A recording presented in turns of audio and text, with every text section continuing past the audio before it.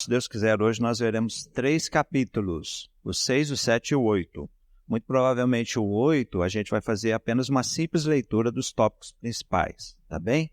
Esse primeiro capítulo que nós vamos ver, ele nos ajuda a entender muito da nossa realidade como seres humanos no nosso relacionamento com a vida e com Deus.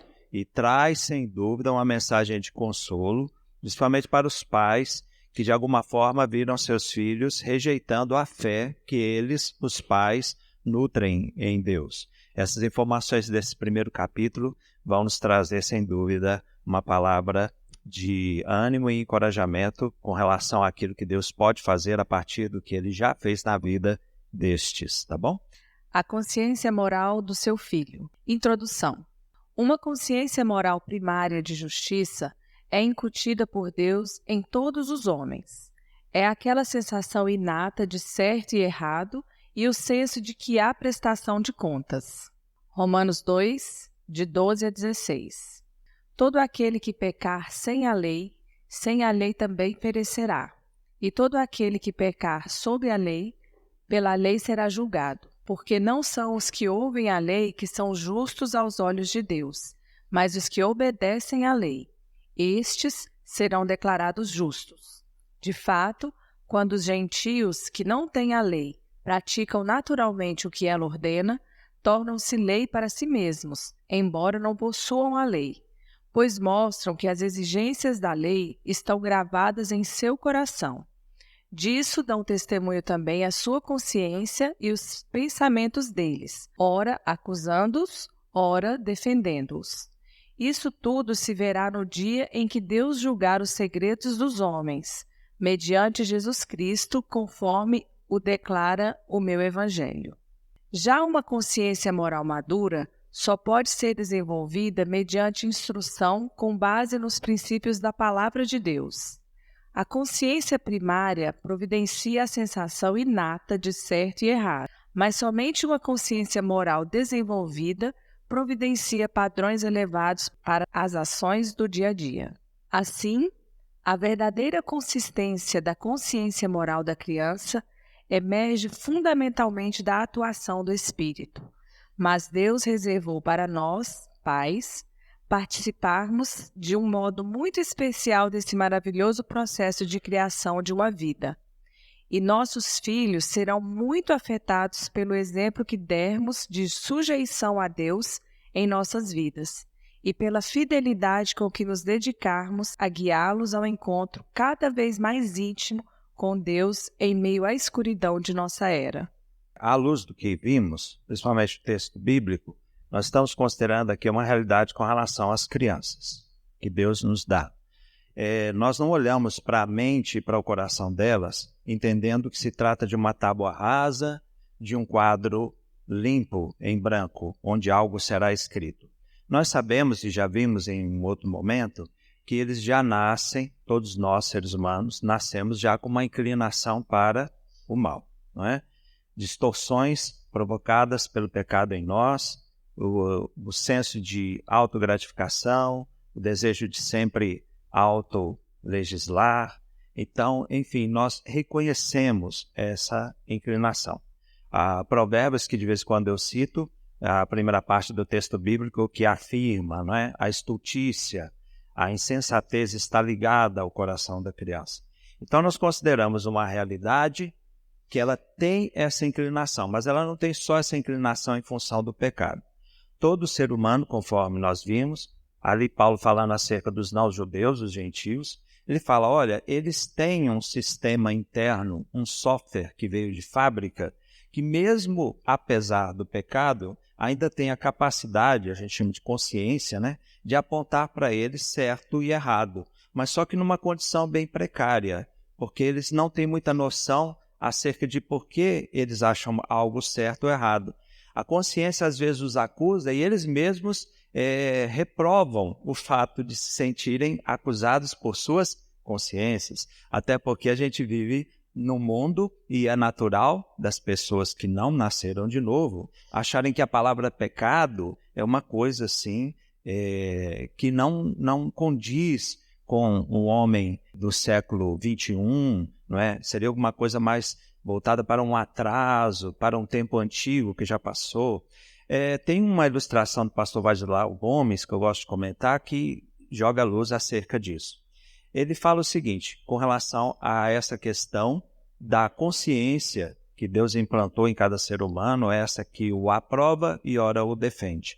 E isso é trabalhado bem por C.S. Lewis no livro Cristianismo Puro e Simples, onde ele usa essa questão para chamar a atenção das pessoas que não creem em Deus acerca disso que Deus implantou na mente e no coração delas. Trata-se do seguinte, embora eles não tenham a lei, eles agem como se tivessem. Imagine assim a situação. Numa tribo, não é? Tem lá o índiozão, forte, vigoroso, e ele está ali na tribo, ele vê passando uma caça. Ele pensa, se eu tivesse um arco aqui. Aí ele olha um pouquinho mais distante dele, ele vê um índiozinho brincando com arco e flecha. Ele vai lá, dá um tapa no índiozinho, toma aquilo, o arco, a flecha, e vai pegar a caça. O índiozinho olha para o índiozão e fala, você devia morrer, eu quero que você morra pelo que você fez. Passou o tempo, o índiozinho cresceu.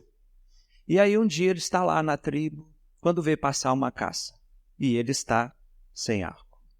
Mas sempre tem um índiozinho brincando com arco na tribo. E ele vai lá, dá um tapa no índiozinho, toma o arco, a flecha e vai para a caça.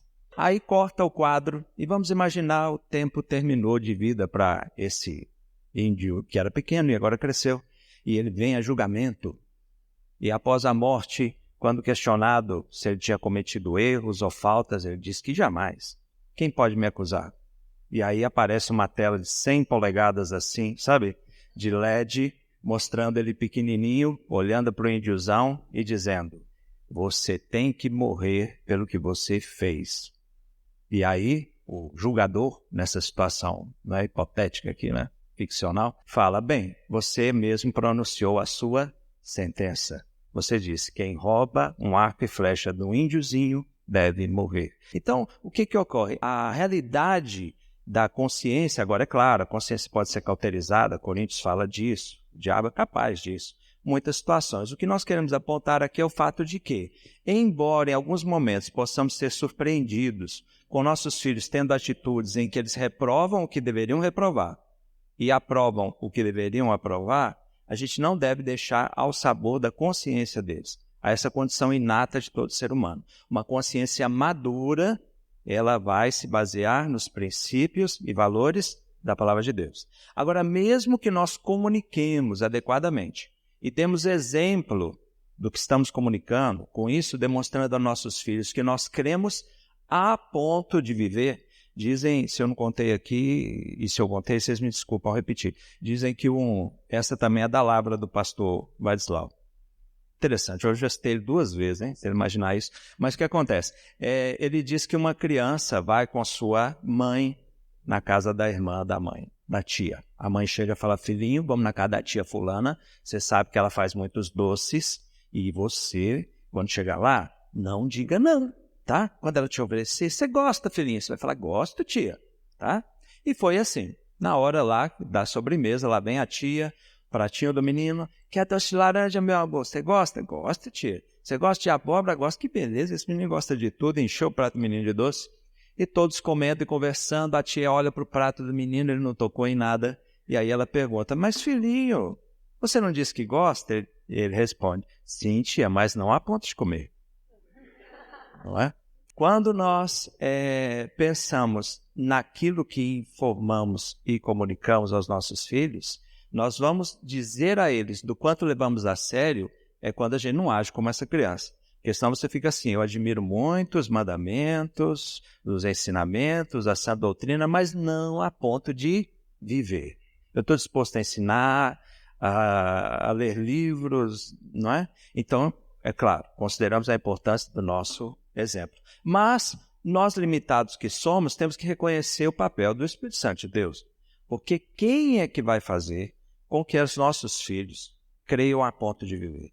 E de onde vem esse impulsionamento? Vai ser do agir do Espírito Santo. Agora, uma coisa nós temos certeza, que nós, quanto podemos, pela graça de Deus, comunicamos as informações santas do Evangelho a eles, e procuramos dar exemplo, tanto de vivência da virtude, quanto de busca da graça e misericórdia de Deus quando falhamos. Porque no que falhamos, o Senhor triunfou. Então, não estamos achando que o coração nada tem, consideramos essa consciência primária, mas queremos levar os nossos filhos a uma consciência madura. Mas temos que reconhecer, e alguns pais com tristeza, e às vezes não conseguem achar uma explicação, falam para nós, mas eu ensinei, e eu dei exemplo. Sim, mas isso não basta. E eles ficam, onde eu errei? Talvez, se eles lerem a parábola do filho pródigo e me apontarem onde foi que o pai do filho pródigo errou, talvez a gente tenha um caminho. Onde foi que o pai do filho pródigo errou? Fato é que o filho pródigo voltou por conta daquilo que ele tinha no coração, não é? Texto bíblico, palavras desse filho pródigo em meio aos suínos, é o quê? Ele caiu em si e falou, voltarei e irei ter com meu pai. E aí, finalmente, ele volta. Então, que o Senhor nos ajude nessa boa tarefa. Vamos prosseguir. Questão para diálogo. Na sua percepção, de quem seus filhos têm recebido maior influência e instrução? Da escola, dos amigos, dos parentes, da secretária do lar, da babá, da televisão ou de vocês, os pais? Você sabe qual é o conhecimento que seu filho tem da palavra de Deus? Quem tem se ocupado de ensinar a palavra de Deus aos seus filhos? Bem, isso aqui é um pretexto para eu poder dizer algo a vocês. É verdade, assim, matematicamente falando e por lógica, que somos mais influenciados por aquilo ao que mais somos expostos. Mas nós não temos como competir, nesse sentido, pais, porque os meninos ficam 4 horas, 5 na escola, mais tantas horas no esporte, mais tantas horas com a babá e o tempo que a gente tem.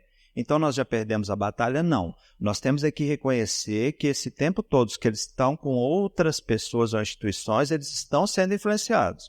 E nós temos que achar tempo para checar qual foi essa influência e redirecionar o que necessário for. Eu me lembro quando nós contratamos uma babá do Maranhão, ela tinha um sotaque e alguns trejeitos, né?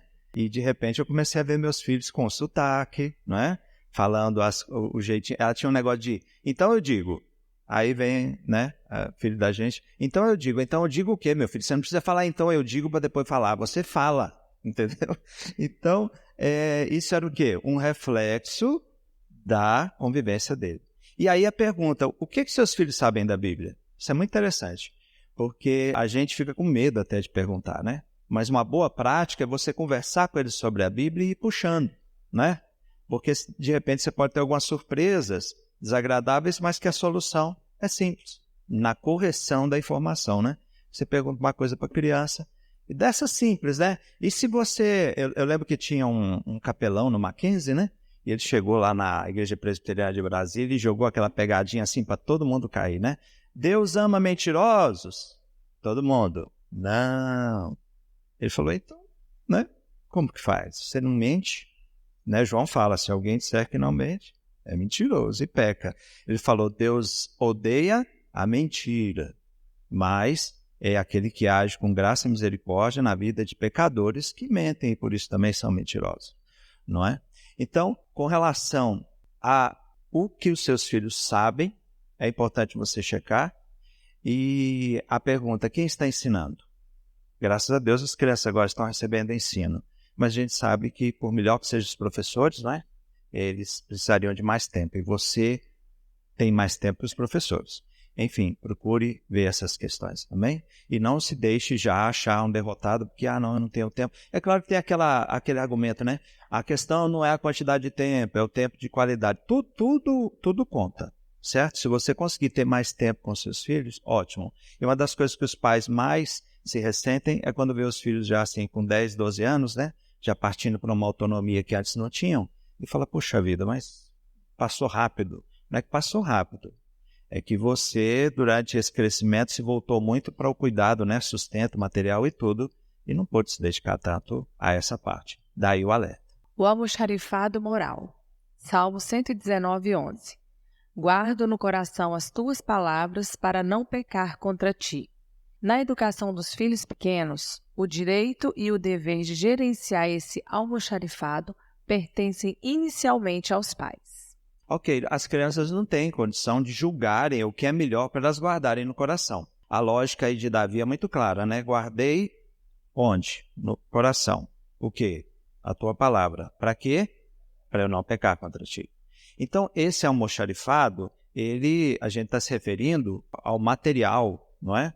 A tudo que você guardou no coração e na mente, que vai ter uma função muito importante. Processos da consciência. Alerta negativo. Avisar e acusar. A consciência da criança deve avisar quando ela estiver prestes a cometer um erro, de modo que evitá-lo é uma possibilidade real, completamente ao alcance do coração pecador, baseado na força do Espírito Santo, dizer não ao pecado.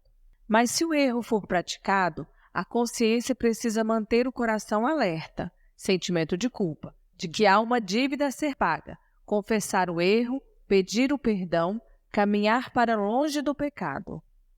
A sua criança está na escola e o coleguinha fala, vamos matar a aula?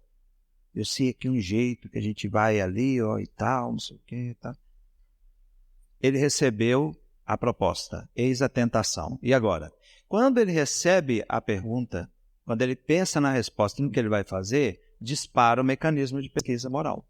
E o almoxarifado, se tiver lá, honrar pai e mãe, não mentais uns aos outros, a probabilidade é real, pelo agir do Espírito Santo, que prevaleça a vontade de Deus e não a vontade da carne. Porque, claro, toda criança, em vez de ficar sentada ouvindo, ela prefere sair com outras crianças e fazer brincadeiras, passar tempo à toa. Então, a consciência de uma criança, uma consciência que está amadurecendo pela presença da palavra de Deus, então há a probabilidade real que ele identifique algo como errado à luz da palavra e diga não. Agora, se ele aceitar, eu me lembro que eu tinha 14 anos, eu queria fazer algo muito bom, irmãos. Eu ia com um grupo da igreja para Goiânia para a gente fazer um acampamento e nós precisávamos de um teclado. E nós não tínhamos. Na empresa que eu trabalhava, a Telebrás, tinha um teclado que quase não era usado, só um pouquinho pelo coral. E eu pedi ao senhor, lá, ao chefe, se ele me emprestava. Ele disse, tudo bem, é para a sua igreja? Eu falei, e tal. Quando ele estava fazendo o papel e assinando para me entregar, para eu mostrar na saída, um teclado Yamaha, ele falou, olha, mais detalhes, você não pode levar para fora do DF, viu? Só aqui em Brasília. Eu, tudo bem, peguei o papel e saí. Falei, meu Deus, e agora? Era em Goiânia. Eu falei, não posso. Aí voltei e falei, eu quero te agradecer porque o senhor confiou em mim, mas também porque o senhor confiou em mim. Eu não posso levar porque é em Goiânia. Ele, então tá bem. Pegou o papel de volta. Aí você fala assim, poxa, que final triste, né? Era para ele falar, não tem problema. Aí ele estava quebrando a regra porque eu fiz uma coisa virtuosa. Não, ele falou, não pode. Então é o seguinte, imagine que eu tivesse incorrido no erro. Então, se eu tivesse incorrido, ainda havia chance. Era hora de voltar, pedir perdão e tudo. Eu poderia perder um pouco de credibilidade com ele, talvez. Então, observem esse papel da consciência. E há um segundo aqui, muito importante. Impulso positivo, incentivar e aprovar. A consciência deve incentivar a criança a fazer o que é certo, pela única razão de que é o certo a fazer. Quando faz o certo, a criança se sente aprovada, o que a estimula a tentar o certo mais vezes. Então, por exemplo, a criança que vê alguém próximo da casa dela, ela se sente impulsionada por amor ao próximo a ajudar aquela pessoa. E por que ela faz isso? Para aparecer, para ser querida, para ser aceita, para se... Não, ela faz porque é o certo a fazer. Ela se sente bem a fazer e procura outras vezes fazer mais. Então, nós que dependemos de Deus, dependemos da atuação de Deus na vida dos nossos filhos para fazer valer a palavra dele na vida deles, nossos filhos, como na nossa. Tanto nessas situações, seja de quando resistimos à tentação, seja de quando confessamos o pecado porque caímos em tentação, e também para quando fizermos o melhor. Eu fiz uma música há um tempo atrás, ela se chama Recomeçar, onde eu falava exatamente do fato que aconteceu comigo na minha mocidade, que eu fui fazer o bem na igreja.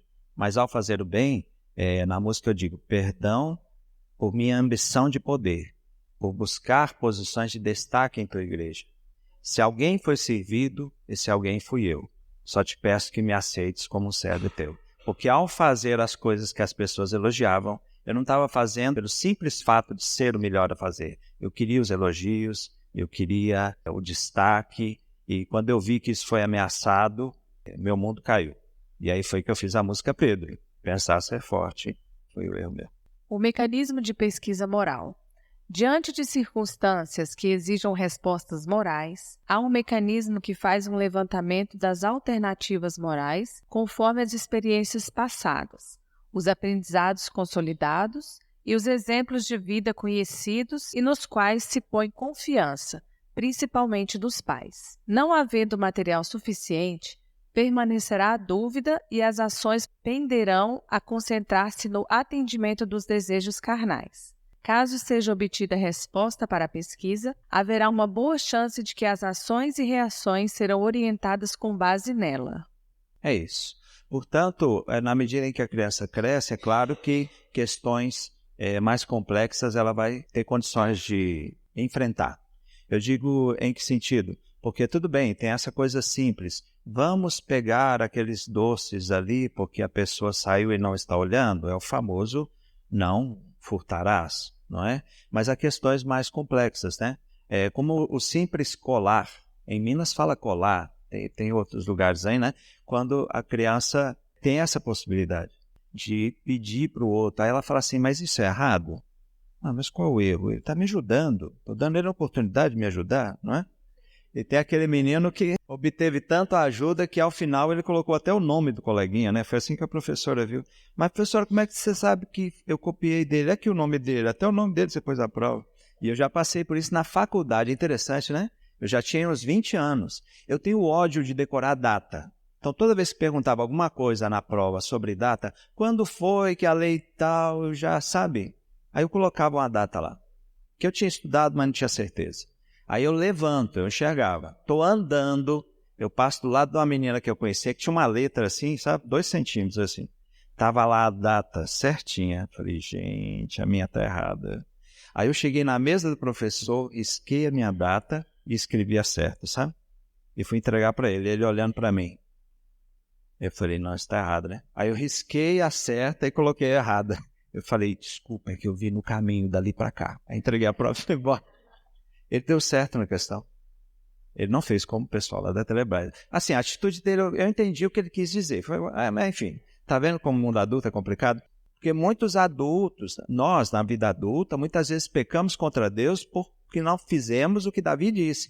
Guardei a tua palavra no meu coração. Inúmeras vezes, Davi foi tentado e não pecou porque deu ouvidos à voz de Deus pelo agir do Espírito Santo assim, tocando porque estava no seu coração. É verdade que às vezes que ele pecou, ele não fez isso.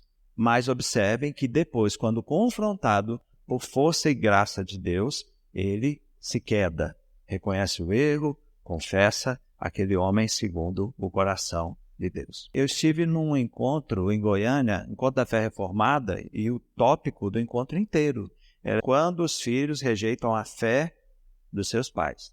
E houve uma palestra do pastor Valdeci, ele deu 3 palestras de 1 hora. E ele falou sobre esse tema, essas palestras estão na internet, e ele tratou da complexidade da questão. Ele iniciou, por exemplo, citando homens muito conhecidos e admirados por nós, cujos filhos se afastaram, não é? Então ele colocou o quanto essa dor muitas vezes é crônica, é um problema que não se resolve tão simplesmente. Os pais muitas vezes procuram culpas falsas. O que é uma culpa falsa? Você cobra de si mesmo uma responsabilidade sobre algo que você não tinha controle. Então, como que eu poderia exigir de você controle acerca do agir de Deus na vida do seu filho? Agora, se você tem culpa verdadeira, por exemplo, quando o Vitor foi para os Estados Unidos, nós fomos visitá-lo, eu estive na casa de um pastor da Assembleia de Deus lá, ele é presidente da Assembleia de Deus lá. E eu morei na mesma cidade que ele, aqui em Goiás, Cocalzinho. Ele era filho de um senhor que tinha uma mercearia que eu conhecia bem, o seu Afonso. E o Wellington, filho do seu Afonso, era garoto, não é? Morando em Cocalzinho. O seu Afonso não convertido ao evangelho e muito duro na criação. Um dia, o Wellingtonzinho dá uma pedrada na cabeça do filho da vizinha, de escorrer sangue. No que a pedra acerta o menino, quem está chegando? Seu Afonso. A mãe do menino olha para o seu Afonso, olha o que seu filho fez. seu Afonso se enfureceu. Quando o Wellington viu o semblante do pai, ele é aquela coisa, foge ou enfrenta, ele fugiu. O seu Afonso correu atrás desse menino um bom tempo. Até que o menino deu uma volta e pensou, eu vou correr para casa, porque quem sabe minha mãe me protege. Não adiantou. Ele empurrou a mãe, que estava tentando proteger, e bateu nesse menino com o cinto. Depois ele largou o cinto, pegou não sei o quê, mas machucou demais o Wellington. Naquele dia, o Wellington decidiu que ele não queria mais nada com o pai. Ele tomou um ódio do pai mortal. E o Wellington não era convertido, garoto. O tempo passou, o Wellington, que perdeu o relacionamento com o pai, foi para a bebida, para as drogas. E no final de ano, ele passa na frente da Assembleia de Deus, tem lá um som, ele entra, ouve a música, se converte. Ele se converteu, depois veio a se tornar pastor, foi para os Estados Unidos. Lá ele já era líder da Assembleia de Deus. Só nesse momento que um dia ele decide, não, eu tenho que voltar ao Brasil e ir lá perdoar meu pai. Irmãos, ele já era líder da Assembleia de Deus e pastor, ele não tinha perdoado o pai. Aí ele volta, conta para o pai, que chora e pede perdão a ele também. O pai dele é vivo, tem mais de 80 anos. Então, o que acontece? Se algo foi feito de errado, é maravilhosa a palavra de Deus porque ela cerca a gente, né? Porque você fala assim, mas não é o seu Afonso que tinha que pedir perdão ao Wellington? Ora, a Bíblia diz, se você sabe que alguém tem algo contra você, vai ter com ele. Mas diz também, se o teu irmão pecar contra ti, vai ter com ele. Foi o que o Wellington fez, pastor Wellington.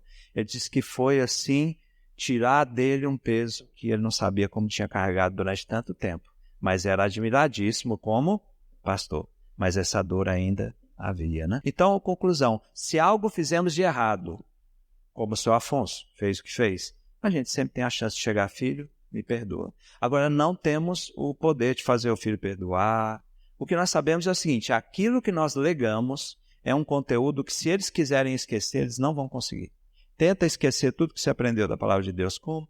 E eu me lembro de um testemunho de um rapaz, termino com isso, ele era convertido, se afastou da igreja, se tornou traficante, não é? E um dia lá a coisa apertou para ele e eles iam matá-lo. E durante o momento ali que eles decidiam atirar nele, ele disse que vem à mente dele uma canção. Aí você pensa, qual será a canção, né? Cuidado, mãozinha no que pega, cuidado ali o que vê, o Salvador do mundo tá olhando para você. E foi aquelas coisas milagrosas que os caras, na hora lá, vem a polícia, sai todo mundo correndo, o sujeito fica ali, né? E ele, quando contou isso pra gente, é claro, já estava afastado de tudo isso. Mas ele falou como isso veio, entendeu? Uma coisa infantil, mas que naquele momento, né? Ele disse que falou tão forte para ele que ele falou, vou tomar cuidado, eu vou largar isso aqui, eu vou embora, e foi embora, né? Tá bem, pessoal? É o próximo capítulo, então, vamos nós.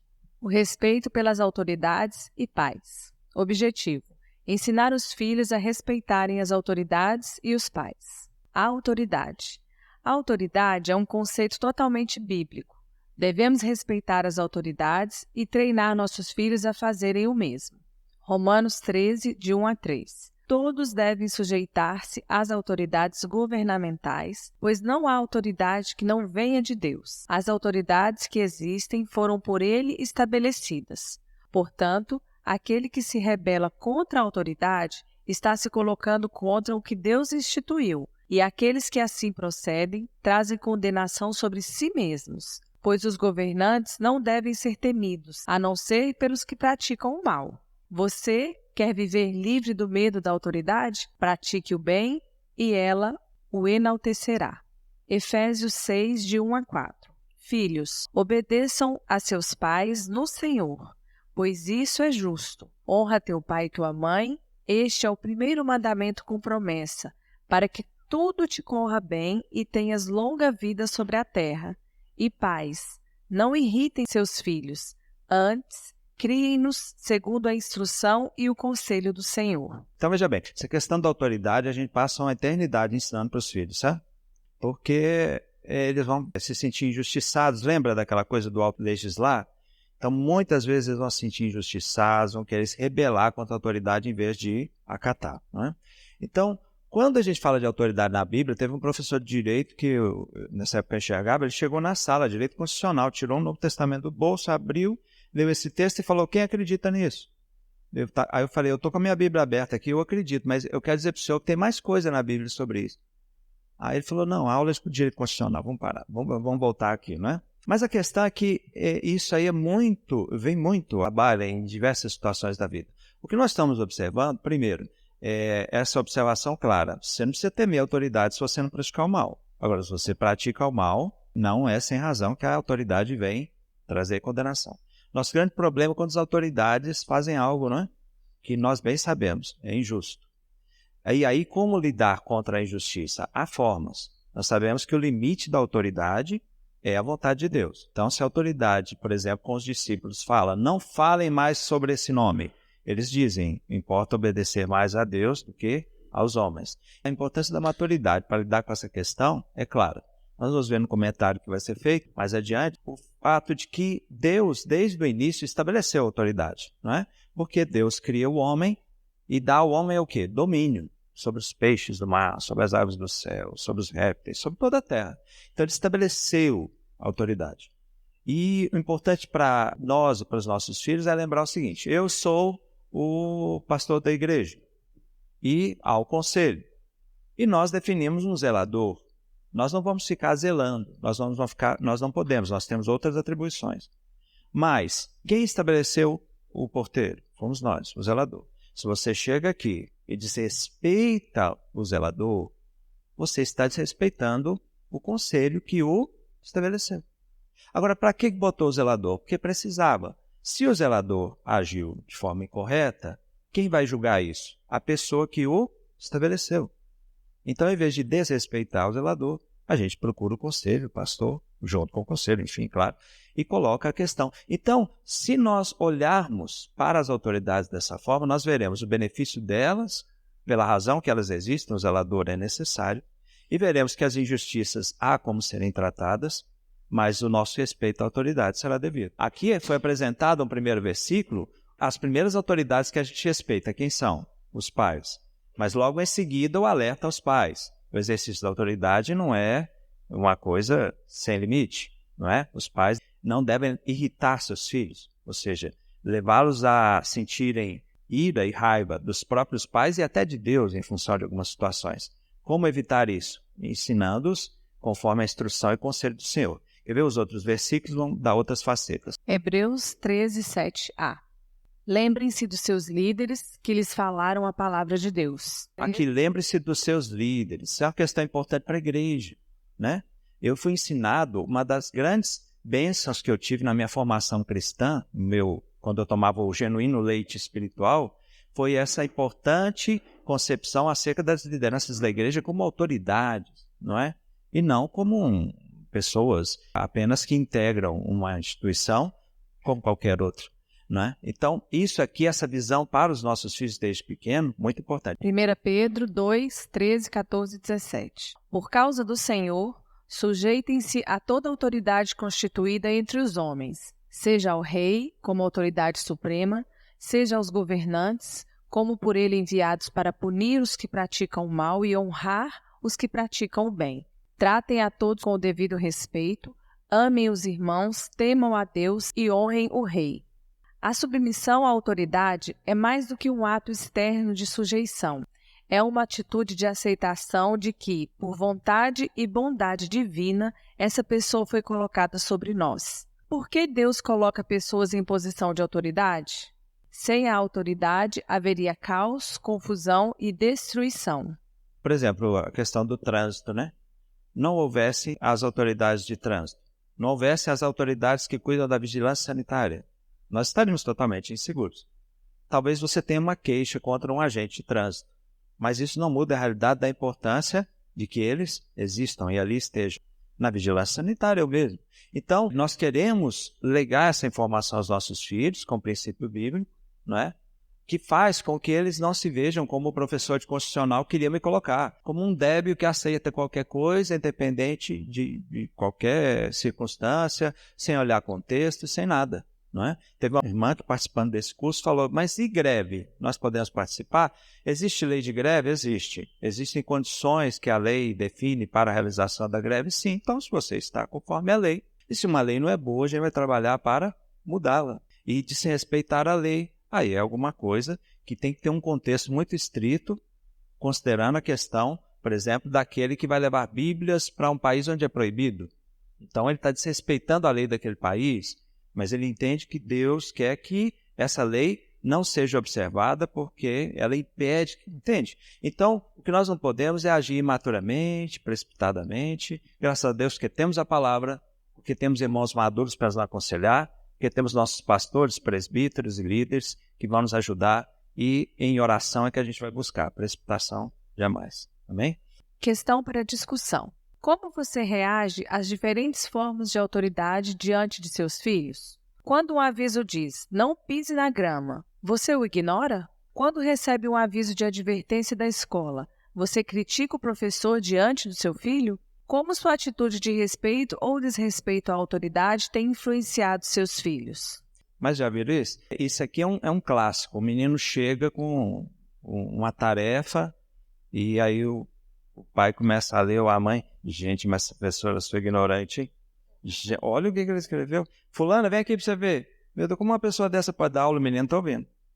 Se a professora dele, o pai diz que é ignorante e a mãe concorda, imagina o ânimo dele de ouvir a professora, né? Policial miserável, né? Olha o que esse cara fez. Um homem desse, sei o quê, filho, ouvindo. Então, eu cresci vendo meu pai, que não era convertido, xingando os policiais militares. Lá em Minas falava os homens. Olha os homens, olha os homens. Né? Eu, na realidade, achava que não tinha muito sentido, porque meu pai, ele mesmo falava, vamos, que senão a polícia vê. E tal, sabe? No trânsito, por exemplo, né? Aí a polícia via.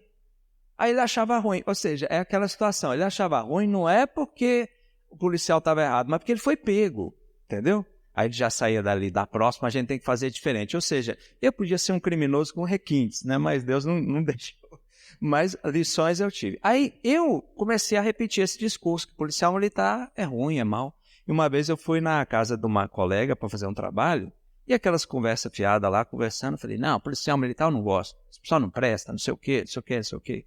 Daqui a pouco passa atrás de mim assim um homem fardado da PM, era o pai dela. A nossa atitude, irmãos, é muito importante. Se você distrata o síndico na frente do seu filho, e depois ele desce para o playground e aparece o síndico e fala alguma coisa, você acha que ele vai falar o quê? Então, observe, se você não crê, vai ser muito difícil ensinar. Então, a questão da autoridade, o nosso exemplo vai ser muito importante. O reconhecimento da autoridade dos pais. O respeito pelos pais é objetivamente ensinado na Bíblia como uma das regras mais importantes a seguir. Êxodo 30:12. Honra teu pai e tua mãe, para que se prolonguem os seus dias na terra que o Senhor teu Deus te dá. Quando os filhos não são ensinados a obedecerem e a honrarem seus pais, estão sendo condenados a sofrerem sérias consequências. A Bíblia ensina isso com veemência.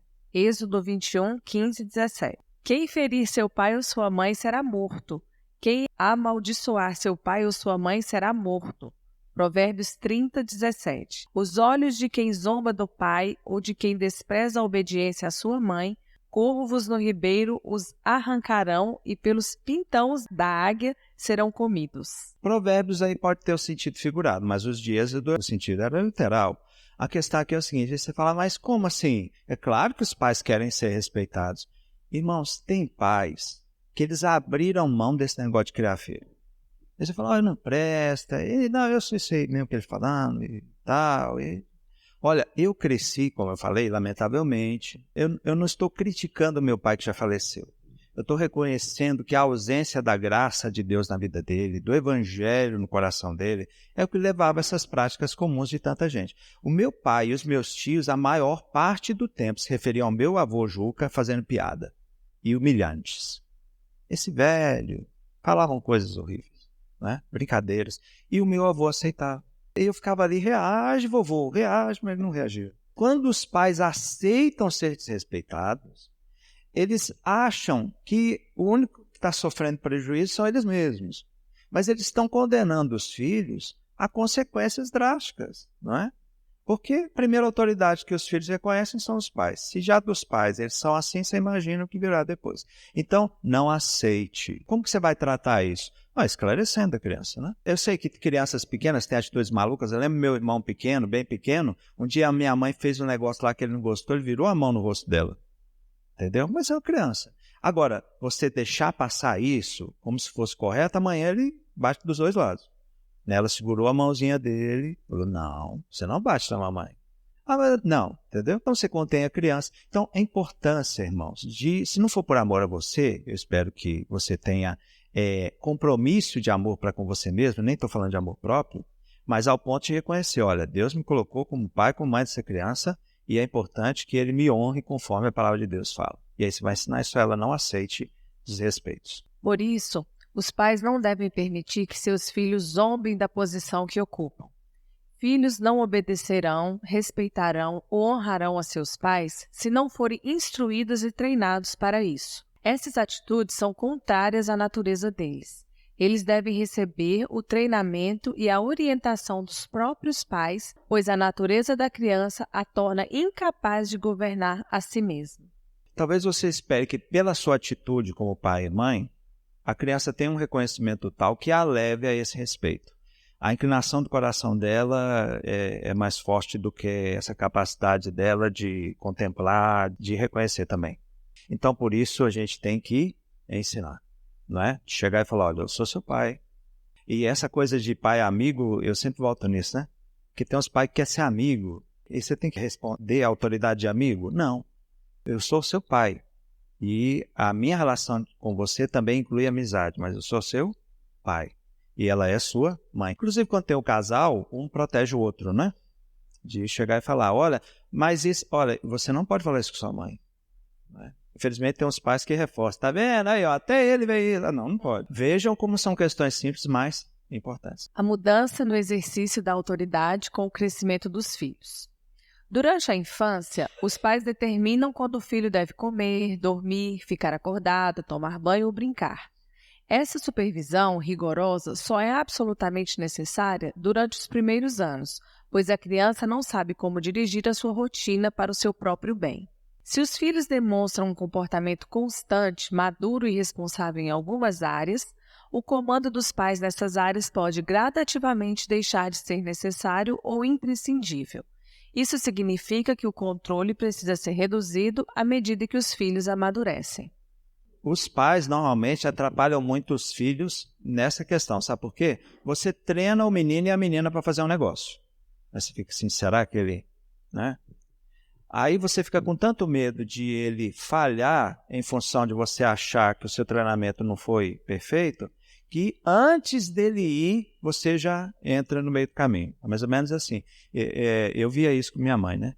Ela ensinava, aqui, isso aqui, quando você for limpar a casa, você vai fazer assim, assim, assim.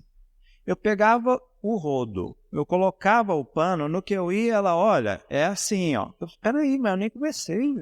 Só tem que deixar eu fazer, para só ver se eu faço igual você falou. Eu nem comecei, só já veio e já explica de novo.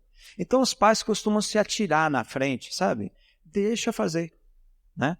Deixa fazer. A gente ensina e depois faz eventuais correções. Então, nós precisamos fazer essa transição. É claro que você lembra da sua adolescência, né? Você estava saindo com o pessoal da igreja, ou seus amigos, né? E a sua mãe da janela ou da porta gritar, tá levando a blusa? Você lembrou de escovar os dentes? Olha, eu vou te falar, viu? Então, assim, e ainda tem isso, sabe? O famoso escovar os dentes, você tem que escovar os dentes. Aí você está indo para o banheiro para escovar os dentes. A hora que você chega na frente da pia, ela grita, escova os dentes. Mas eu ia escovar os dentes. Mas não esperou eu pegar a escova. Porque fica parecendo que eu só escovei porque ela falou, não é mesmo? Então é o seguinte, essa transição é importante porque há uma tese de que nós tendemos a nos tornar aquilo que as pessoas que nós mais admiramos e em quem mais confiamos acham de nós. Isso não é linear, viu? Não é matemático e nem exato. Mas se o seu filho, sua filha vê que você acredita que ele é capaz e você está acreditando que ele é capaz, não é por uma dedução teórica do tipo, ele é maravilhoso, é meu filho, é um campeão, filho, princesa do Senhor, essas coisas guerreiras e tal. Não, é porque ele tem demonstrado. Então, vai lá, faz, você dá conta. Eu me lembro quando o Vitor lá nos Estados Unidos, a gente tinha dificuldade de mandar dinheiro para ele, e aí houve um momento, ele foi para lá com 16 anos. Mas assim, ele levava um cartão de débito e não era fácil carregar esse cartão. No final de semana não carregava, agora não sei como é. Então, eu falei, Jane, ele precisa de um cartão de crédito. Cartão de crédito na mão do menino, 16 anos, Estados Unidos, né? Mas assim, eu já tinha treinado ele com o cartão de débito. E o testemunho dos irmãos de lá era bom. Ele não estava, sabe, deslumbrado, comprando aquelas coisas, etc e tal. Aí eu falei com ele, falei, ó, eu vou arrumar um cartão de crédito para você. Ele é? Falei, é. Ele, mas não sei não, acho que eu não quero não, muita responsabilidade. Eu falei, vamos crescer? Bora? Vamos crescer? Porque é meu filho, não é? Não dá. E aí ele pegou o cartão e graças a Deus, nunca não. Teve uma vez ou outra lá que ele pisou fora da faixa, mas aí a gente resolve, né?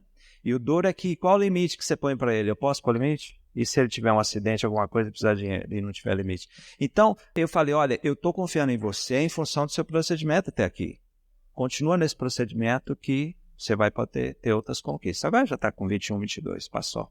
Então, conclusão, é essa transição que é o alerta, porque senão fica assim, igual a uma irmã lá da igreja que tem agência de seguro, não sei se eu já falei aqui, ela liga para o seu fulano de 60 e tantos anos para renovar o seguro. Seu fulano, seu Peixoto, renovar o seguro. Ele, ô dona menina, sabe que só podia ligar para o meu pai lá em Belo Horizonte? Ele que está cuidando disso. Mas o pai não confia no filho para controlar o seguro do carro. Ele tem quase 70. Então, se você não deixar seus filhos crescerem, eles vão continuar crianças. E de criança você espera o quê? Eles nos envergonham, né? Eles falam coisas que a gente fala, mas por que falou isso? Então a gente precisa da oportunidade de crescer. Dever, obediência e submissão. Liberdade, devoção, honra e glorificação. É dever dos filhos obedecer a seus pais enquanto não se casaram para formar outro núcleo familiar. Obedecer e honrar os pais são 2 mandamentos. Mas qual a diferença? A obediência ocorre em primeiro lugar. A honra ocorre depois, com a chegada da maturidade. Isso é muito belo. A forma como você conduz seus filhos é que vai, em grande medida, determinar se no futuro eles vão te honrar por uma obrigação, honra teu pai e tua mãe, ou por devoção. Porque no início eles obedecem sem entender o princípio por trás do mandamento.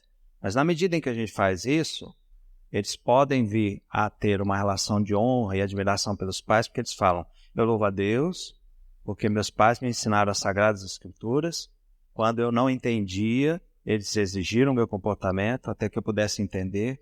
Hoje eu ajo, não mais porque meus pais falaram, mas com base naquilo que eles me ensinaram, que é a palavra para conduzir a vida deles e minha. Antes deles, depois minha. Então a obediência é algo provisório, né, com relação a pais e filhos, e depois o que a gente espera é a honra. Porque infelizmente tem filhos assim, né? Eles cuidam dos pais por obrigação, e se não fosse assim, a nossa sociedade não teria aí leis que punem filhos que abandonam pais, né? O pai vai lá e entra na justiça, o filho é obrigado a dar assistência. Qual é, portanto, o propósito da obediência? É ser um mestre temporário, que conduz a criança a moldar-se através de meios externos até que ela esteja moralmente preparada para obedecer e honrar, dirigida pelos valores e princípios bíblicos guardados em seu coração, capacitada pela graça de Deus. A honra, cheia de alegria, deve ser o legado que todos os pais cristãos devem deixar para seus filhos. Que tipo de relacionamento vocês estão tendo com seus filhos? O respeito pelos mais velhos e companheiros. Introdução. A nossa sociedade demonstra apenas tolerar a presença dos mais idosos, mas nem sempre respeitar ou honrar. Para muitos, os idosos representam um fardo para a sociedade atual. O respeito pelos mais velhos. Honrar e respeitar os mais velhos é uma forma de expressar honra a Deus. Levíticos 19, 32. Diante das cãs te levantarás, e honrarás a presença do ancião, e temerás o teu Deus. Eu sou o Senhor. Ok, eu quando era criança, lá em Minas Gerais, Santo Antônio do Monte, onde eu nasci, eu tive dificuldade de entender uma coisa. Quando eu estava numa casa, se chegava uma pessoa idosa ali na sala, todo mundo ficava de pé. E eu sentado, né? Levanta, menino, né? Mas por que eu tenho que ficar de pé? Aí você falava, é porque é uma pessoa idosa. Então, essa prática eu não sabia, né? E nem acho que Minas copiou de Levítico, mas aí está. Então, o respeito aos mais velhos. A nossa sociedade, tá aí as vagas de idosos para mostrar, né? a exigência da vaga para idoso já denuncia o fato de que nós não estávamos sendo atentos aos idosos, né? Então, a importância de nós orientarmos nossos filhos com relação aos idosos, já que o que a gente vê na nossa sociedade é essa coisa assim de, eles têm fila de prioridade, ou seja, as pessoas têm uma relação assim não muito saudável com relação a, eu não vou dizer privilégios, mas a direitos que foram dados aos idosos, exatamente porque se a lei não concedesse a eles, a sociedade não estava dando graciosamente, né? Então, nós precisamos trabalhar essa questão com relação aos nossos filhos. Respeitar os mais velhos é uma ordem bíblica. Devemos ensinar isso aos nossos filhos. Porém, os filhos necessitam de exemplos que os ajudem a apropriar-se desse princípio. Eis aqui alguns exemplos de respeito para com a idade: abrir a porta, honrar os mais velhos nas refeições e oferecer seu assento. Olha, se um mais velho vê uma criança fazendo isso, é perigoso ele começar a chorar. Porque hoje em dia, assim, uma pessoa idosa está caminhando na igreja e ela vai passar por uma porta. Uma criança de 7 anos vê a cena e quer passar pela mesma porta. O que ela faz? Ela corre na frente. Se ela não derrubar o idoso e imprensá-lo, ainda está bom. Era esperado que ela parasse, esperasse até abrisse a porta para ele. Por isso que eu falo, se o idoso acontecer isso, eu choro. Porque lá vai o idoso sentar, lá vem o menino e senta e fica olhando para ele assim. Então, eles precisam aprender. Eu aprendi, vocês, minha mãe parou para ensinar. Hoje em dia não se ensina. Metrô, essas coisas. Então, esses gestos são muito significativos e importantes. Honrar os idosos nas refeições. O pastor Antônio Elias, lá na igreja de Brasília, ele teve, já falecido, né? Ele contou, é claro que ele exagerou um pouquinho, mas ele disse que ele nunca comeu peito de frango na vida. Que quando ele era criança, a prioridade era dos mais velhos. Aí quando ele se tornou mais velho, a prioridade passou para as crianças. Né? Porque hoje em dia não é assim? A primeira as mães e as crianças, né? Inclusive tem aqueles jovens que catam as crianças e levam. Me dá um aqui. Detalhe, vamos observar que é preciso você ensinar. Porque de repente você vê o seu filho fazendo isso. O idoso foi sentar e ele tomou o lugar. É isso que ele aprende na escola, não é? Se eles não correr e sentar. Eu me lembro do Vitor. Se ele não saísse rápido para o lanche, a fila era grande. E aí, se não tem uma distinção, olha, mas se for um idoso, deixa ele passar na sua frente, se você não ensinar. O respeito pelos colegas e irmãos. Questão para diálogo. Um irmão deve ter ascendência sobre o outro por ser mais velho? Seria ele, por isso, digno de ser respeitado pelos irmãos mais novos? Não existem argumentos suficientes para que o irmão mais velho tenha ascendência sobre os mais novos. Nos raros casos em que os pais delegaram, com justiça, responsabilidades especiais ao filho mais velho, o primogênito deverá ter a autoridade respeitada. Exceto nesses casos especiais, os filhos devem ser considerados iguais. Exato. Então não é porque você é mais velho que os seus irmãos, né, que os irmãos mais novos têm que respeitar. Eu conheço um irmão presbítero que ele pegava os filhos e quando um se achava mais que o outro, essas coisas, ele colocava os dois de frente, nariz com nariz, eles se abraçavam, isso num momento de crise dos dois, e ele falava: o que você está vendo, fulano? O outro. O que você está vendo? Vocês são iguais, fala um para o outro, sabe? Eu acho que com o passar do tempo eles vão repetir as coisas só para não ter que dar aquele abraço, não é? Mas veja bem, trate os irmãos como irmãos, fraternamente iguais, perante Deus e os pais. Porque eu sei de irmãos, meus tios, assim, um com 60, outro com 50, conversando com meu avô. Mas o senhor sempre privilegiou José, não é? Os filhos, eles vivem a vida inteira disputando o amor dos pais. Se a gente não cuidar disso, chega nesse nível. Aí um parênteses aqui rápido. Irmãos, não tolerem delação em casa. Ela não será premiada, tá? Eu estou falando o seguinte, ensine assim. Se você vê o seu irmãozinho fazendo algo que é perigoso para a saúde dele, para a segurança, corra para me falar. Agora, se você viu eu falando para o seu irmãozinho, não mexa nos CDs, e ele está indo mexer, você chega para ele e fala: não faça isso. Mamãe falou para você não fazer. Ela vai acabar descobrindo. Você vai contar? Não vou contar. Eu estou aqui te ajudando a não fazer o errado. Assim você estabelece entre os irmãos uma relação de amizade, confiança, lealdade. Tá? Agora, se ele está indo mexer no álcool e vai pôr fogo, corre para me contar. Tá? Agora, dedo duro não vai ser tolerado, porque o dedo duro estabelece uma relação horrível entre os irmãos, né? Fecha parênteses. Uma maneira prática de demonstrar respeito pelos outros é saber aguardar a sua vez para interromper uma conversa. A isso chamamos de regra da interrupção. Há muitas outras atitudes práticas que demonstram respeito pelos outros. Por exemplo, empurrar a cadeira quando deixar a mesa, honrar os convidados em sua casa, ensinando os filhos a ficarem de pé. Pense em outros exemplos. Essa regra da interrupção é facinho, sabe? Eu estou lá na igreja e o Vitor, né? Ele vinha correndo. Eu estava conversando com a pessoa e, pai, já me interrompia geral. Aí eu ensinei ele o seguinte: quando você quiser falar comigo, você vai chegar e vai pôr a mão no meu ombro. Aí eu estou conversando com a pessoa, eu senti uma mão no meu ombro. Eu falava, eu te asseguro que toda vez que você colocar a mão no meu ombro, assim que eu puder, eu vou parar o que eu estou fazendo e vou te dar atenção. E foi assim. Aí, claro que teve uma vez que eu estava lá assistindo televisão, uma pessoa pôs a mão no meu ombro e eu fiquei. Eu falei, gente, que essa pessoa com a mão no meu ombro? Aí eu me lembrei, entendeu? E a gente começou a fazer isso, eu e a Jane, até porque eu não enxergo, né? Ela quer falar comigo, ela põe a mão no meu ombro. Aí no caso da criança, você pode fazer o seguinte, a criança pôs a mão no seu ombro, você segura a mão dela que é para ela saber que você já percebeu. E aí, assim que puder, você dá atenção. Irmãos, é tão melhor, ajuda. E mostra respeito pelos outros. O respeito pela propriedade. É dever de todos os pais incutir em seus filhos um alto grau de respeito pelos direitos de propriedade dos outros. Esse processo começa pelo respeito à pessoa. O objeto não é a base do respeito, mas sim o proprietário. Não se deve jogar lixo na propriedade de outra pessoa, independentemente do estado de conservação da mesma, embora esse ato possa passar despercebido num terreno mal cuidado. Muitos avaliam erroneamente o valor de um objeto baseado no seu uso. Exemplo, carrinho de supermercado. Ok, então, quando eu era criança não tinha isso. Cidade do interior, tinha lá uma casa abandonada, a gente jogava pedra no vidro. Um carro abandonado, a gente arrancava pedaço, né? Porque a gente não considerava o dono. Então, leve em conta o proprietário. O terreno é baldio, mas você não vai jogar, ele tem um dono. E carrinho, a questão do uso, né? Quantas vezes, né? Às vezes o pai velho pega o carrinho, e aí, leva de volta? Não, empurra isso aí. Aí o carrinho vem, bate no carro da outra pessoa e tal. Então, não vamos valorizar o bem, considerando o bem em si. Vamos considerar a quem pertence, inclusive público, né? Muitas crianças quebram coisas públicas porque acham que não é de ninguém, mas pelo contrário, é de todos. E a questão do uso, não vai descartar. Pensa na pessoa que vem depois, pode prejudicar. Para verdadeiramente respeitar a propriedade do outro, uma pessoa deve compreender a relação entre o trabalho e o valor. O trabalho define o valor.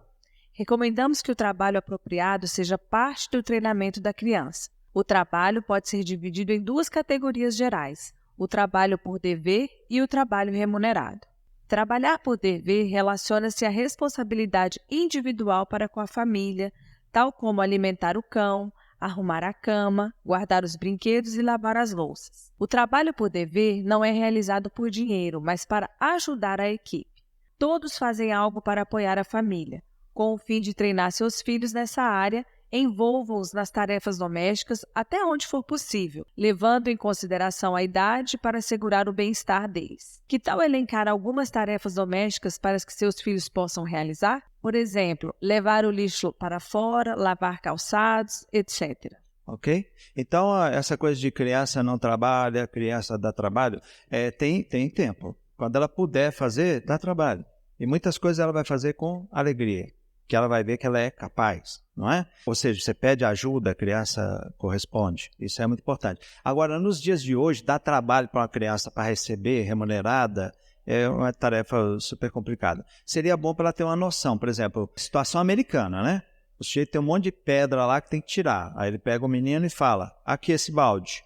Te dou $1 por cada balde cheio de pedra. Que o menino pega na hora. Que ele acha que vai ser a coisa mais fácil do mundo. Depois que ele carregou 10 baldes, ele pegou $10. Se o pai tivesse dado $10, ele torrava. Agora, aqueles 10 ali, ele cuidou com carinho, não é? Porque ele soube o trabalho que deu. Isso é uma coisa difícil para nós nos dias de hoje. Se você tiver alguma coisa assim, que você consiga definir. Ensinar o respeito pela propriedade começa bem antes que a criança tenha idade suficiente. Comece com o básico. Não deixe que seus filhos quebrem os brinquedos de outras crianças. Brinquem atrás da cortina do seu vizinho. Pulem em cima dos móveis ou de qualquer outra maneira desrespeitem a sua propriedade ou de outra pessoa. O ensino do respeito pela propriedade e pelo domínio do outro requer que o treinamento comece primeiro com os pais. Tudo bem, dentro de casa eles têm liberdade, mas não dê a liberdade a eles de quebrar coisas. Porque senão quando eles saírem, eles quebram também, na escola, nos lugares, é uma vergonha, né? Então, eles aprendem respeitando a nossa propriedade para poder respeitar a propriedade dos outros. O respeito pela natureza. Devemos extrair dela o que necessitamos, mas, ao mesmo tempo, alimentá-la e dar-lhe de volta tudo o que precisa para que se torne ainda mais frutífera agora e para as futuras gerações. Eles precisam ver seu filho destruindo natureza, quebrando árvores, botando fogo em coisas, né? Para eles terem noção do legado que recebemos da parte de Deus, do mandato, né, com relação a isso. Afinal de contas, Deus planta um jardim no Éden e diz a Adão, você deve cultivar e proteger. Ok, então assim terminamos.